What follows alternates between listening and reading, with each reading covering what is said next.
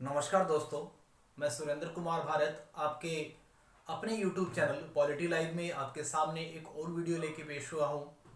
जैसा कि हम +2 पॉलिटिकल साइंस का जो सिलेबस है उसे धीरे धीरे कवर करते आ रहे हैं और आज की जो वीडियो है उसमें हम डिस्कस करने वाले हैं कि why did the Soviet union disintegration या डिसइंटीग्रेट मीन जो सोवियत यूनियन जो था उसका विखंडन क्यों हुआ, वो टूटा क्यों, उसके पीछे क्या क्या कारण थे।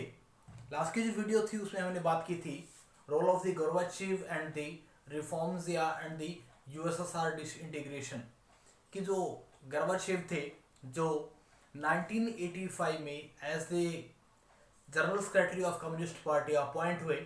उन्होंने कोशिश की वेस्टर्न एरियाज के साथ अच्छे रिलेशन डेवलप करने की, बहुत सारे रिफॉर्म्स करने की अपने इकोनॉमी में, बट उसके बाद भी उन्होंने जितनी कोशिशें की वो नाकामयाब रहे और अल्टीमेटली जो यूएसएसआर था वो अलग अलग पीसेस में डिवाइड हुआ।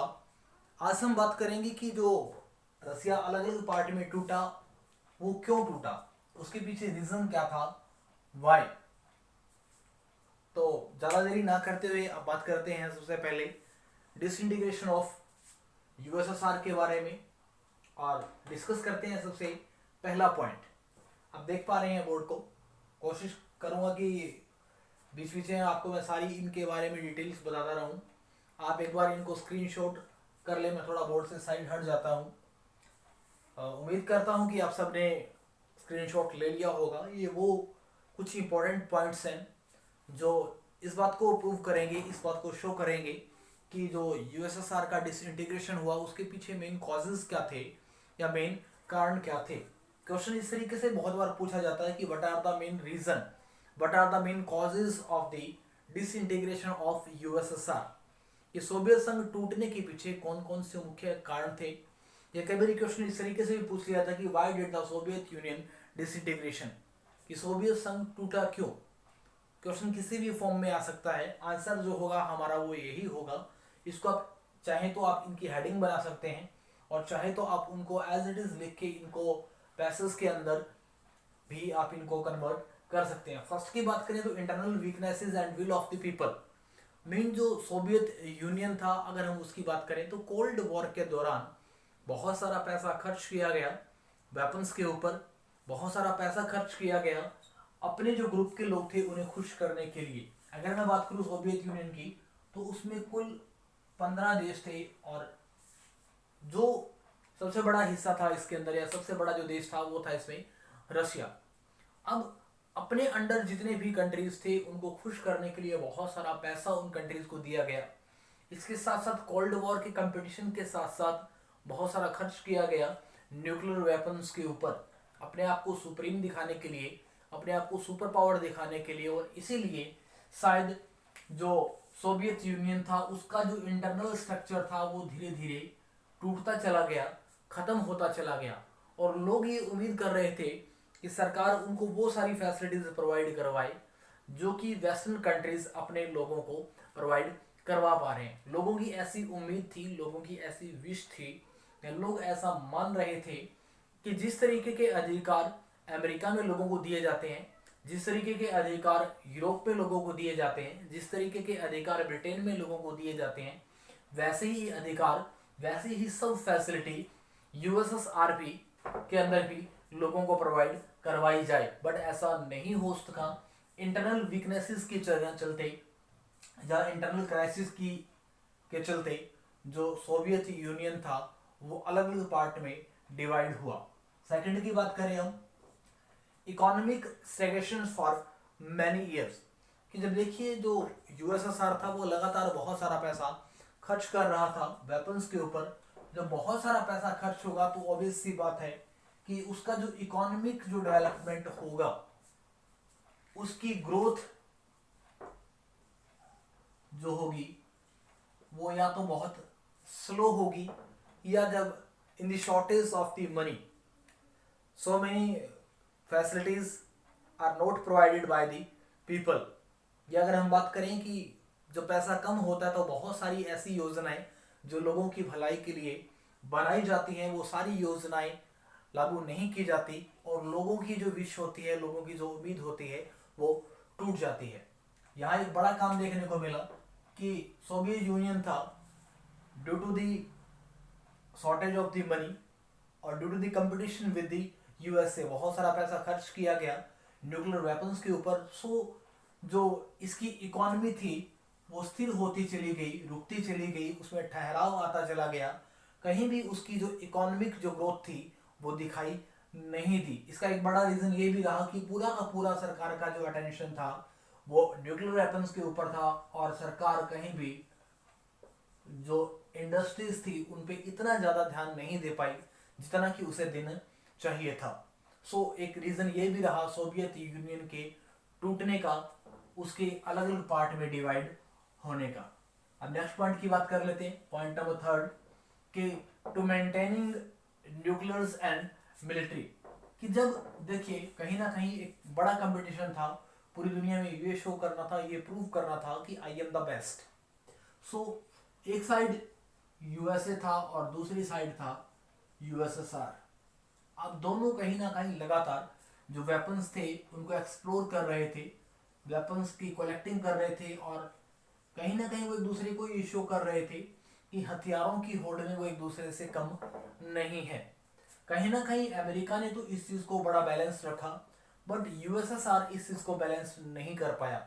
उसने बहुत ह्यूज अमाउंट में पैसा खर्च किया न्यूक्लियर वेपन्स के ऊपर और अपनी मिलिट्री को मेंटेन करने के लिए बहुत सारा बजट का जो बड़ा पैसा था वो खर्च किया गया इन दोनों चीज़ों के ऊपर, चाहे न्यूक्लियर वेपन्स की बात करें या फिर बात करें मिलिट्री की। तो इसके साथ जो पैसा खर्च होना चाहिए था वो होना चाहिए था फॉर द पीपल या वेलफेयर ऑफ द पीपल, लोगों की भलाई के लिए, और वो नहीं हो पाया। सो लोग अगेंस्ट हो रहे थे और कहीं ना कहीं जब इनके ऊपर बहुत सारा पैसा खर्च हुआ तो दूसरे जो सेक्टर थे, चाहे हम एजुकेशन की बात करें, चाहे हेल्थ फैसिलिटीज की बात करें, चाहे हाउसिंग की बात करें, चाहे हम कुछ दूसरे इश्यूज की बात करें, वो पिछड़ते चले गए। उनका जो बैलेंस था वो इनबैलेंस होता चला गया। सो यूएसएसआर का एक बहुत बड़ा बेवकूफ़ी भरा कदम दिखाई दिया कि उन्होंने हद से ज़्यादा पैसा खर्च किया न्यूक्लियर वेपन्स के ऊपर और मिलिट्री के ऊपर, जो एक कारण बना उसके टूटने का या उसके डिसइंटीग्रेशन का। नेक्स्ट अगर हम बात करें competition between USA and USSR and the some policies introduced by the both blocks. अगर हम बात करें यूएसए की और या फिर बात कर ली जाए यूएसएसआर की, दोनों ने ही अपने अपने एरिया को स्ट्रॉन्ग करने के लिए, अपनी तरफ दूसरे देशों को करने के लिए बहुत सारी ऐसी प्लानिंग, बहुत सारी ऐसी पॉलिसीज इंट्रोड्यूस की जिससे उन कंट्रीज को पॉलिटिकल, इकोनॉमिक, इसके साथ अगर बात करूं मैं ट्रेड की या कुछ दूसरे एरियाज की बात की जाए तो उनके लिए उन कंट्रीज को सपोर्ट किया जाता था और दोनों ही कंट्रीज ने ऐसा ही किया। यूएसए ने अपने लिए प्लानिंग बनाई, चाहे हम मार्शल योजना की बात करें, यूएसए ने भी अपनी साइड से कुछ ग्रुप बनाए, चाहे हम नाटो की बात करें।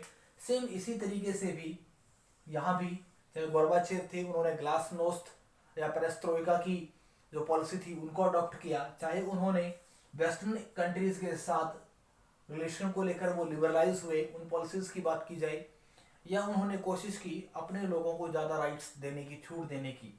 कहीं ना कहीं ये सारी चीज़ें जो पॉलिसी इंट्रोड्यूस की गई यूएसएसआर के द्वारा, वो पॉलिसी इंट्रोड्यूस तो कर ली गई, पर लोगों ने उन पॉलिसीज का, उन योजनाओं का जो फायदा जैसा उठाना चाहिए था वैसा नहीं उठाया। या यूं कह लीजिए कि जो पॉलिसी यूएसएसआर ने लागू की वो पॉलिसी उसने जब इम्प्लीमेंट की, जब उन पॉलिसीज को लागू किया गया तो उन्हें बहुत ठीक तरीके से, बहुत ठीक तरह से लागू नहीं किया गया। सो जितनी भी पॉलिसी इंट्रोड्यूस की गई by the president of the USSR, all policies are fail to achieve in their aim. कि जितनी भी पॉलिसीज लागू की गई वो सारी की सारी पॉलिसीज फेल दिखाई दी। कहीं ना कहीं टूटी फूटी दिखाई दी। नेक्स्ट की अगर बात करें, communist party rules over 70 years और and was not accountable to the people. अगर बात करें कम्युनिस्ट पार्टी की तो 1917 में इसकी शुरुआत मानी जाती है और धीरे धीरे अगर हम इसकी ओर आगे बढ़े तो डिसइंटीग्रेशन हुआ था 1991 में। इतने सालों का जो गैप था, अगर टोटल की बात करें तो नियर अबाउट 72 ईयर बनेगा, बट वहाँ पे 70 ईयर लिखा हुआ है तो एग्जैक्टली हमें 70 तो याद रखना ही रखना है। और अगर बिल्कुल अगर आपके सामने 70, 72, 71 या 73 ऑप्शन हो तो आप 72 को ही चूज करेंगे बिकॉज यही करेक्ट आंसर है। तो 72 ईयर तक या 70 ईयर्स तक जब कम्युनिस्ट पार्टी ने काम किया रसिया के अंदर, तो वो लगातार हावी होती चली गई लोगों के ऊपर।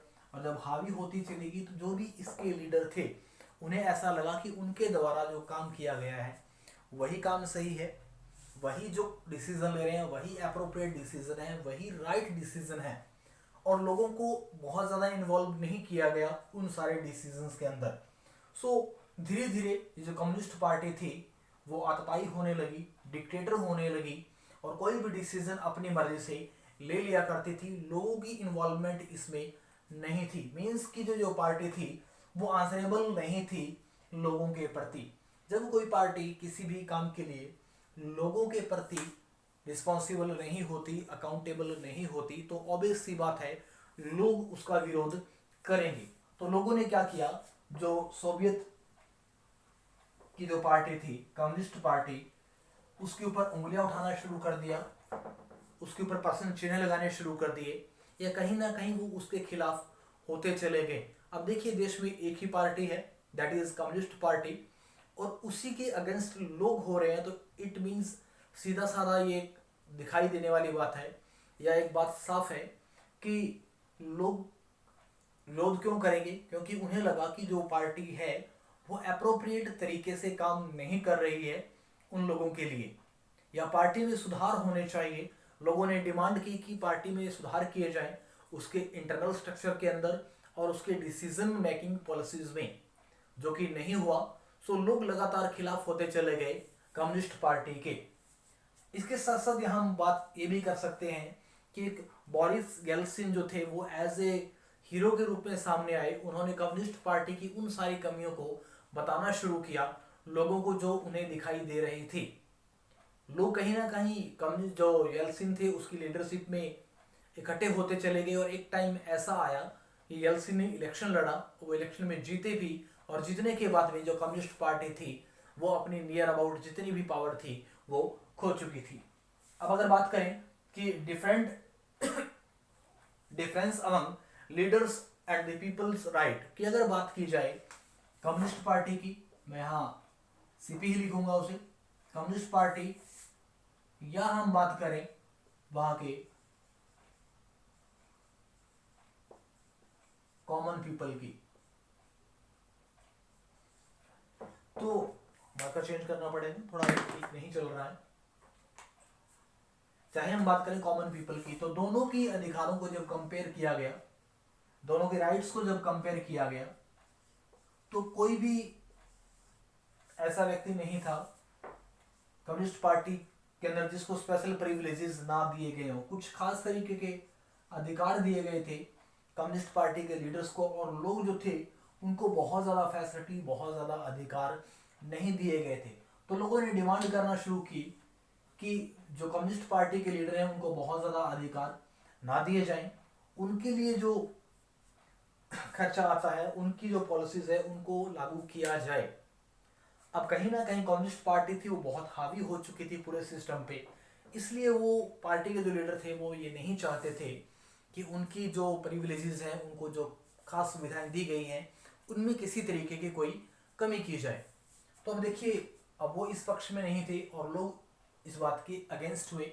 अब कहीं ना कहीं कम्युनिस्ट पार्टी और लोगों के बीच जो क्लैश था वो बढ़ता दिखाई दिया, और इस बात को लेकर जो कम्युनिस्ट पार्टी थी वो दो पार्ट्स में भी दिखाई दी।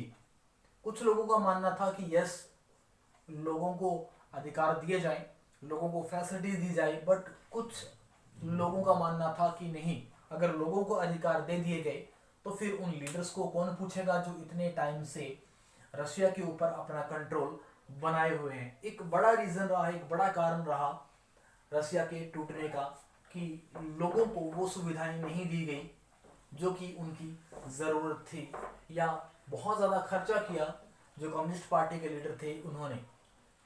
नेक्स्ट की अगर बात करें, role of Gorbachev policies reforms and the people, कि जब 1985 में जो कम्युनिस्ट पार्टी थी उसके जनरल सेक्रेटरी के रूप में जो गोर्बाचेव थे उन्हें अपॉइंट किया गया, और जैसे ही वो अपॉइंट हुए तो उन्होंने बहुत सारे रिफॉर्म्स करने शुरू किए, सुधार करने शुरू किए।